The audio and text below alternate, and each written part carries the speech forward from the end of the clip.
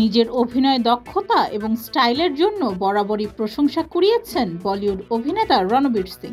40তম জন্মদিনে নিজের নতুন সিনেমা ধুরন্ধরের ট্রেইলার প্রকাশের পর সমালোচনার মুখে পড়লেন রণবীর সিং। এই সিনেমায় রণবীরের বিপরীতে নায়িকা হয়েছেন মাত্র 20 বছরের সারা অর্জুন। অর্থাৎ নায়কের থেকে 20 বছরের ছোট অভিনেত্রীর সঙ্গে পর্দায় প্রেম করতে দেখা যাবে রণবীরকে।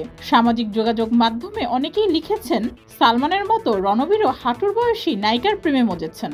আবার অনেকে লিখেছেন, তবে কি দীপিকাকে ছেড়ে সারা অর্জুনের প্রেমে পড়লেন রণবীর?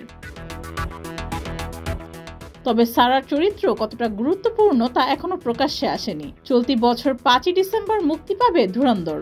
এর আগেই বয়সের ব্যবধান নিয়ে সমালোচনার মধ্যেই ছবি ঘিরে তৈরি হয়েছে নানা কৌতূহল।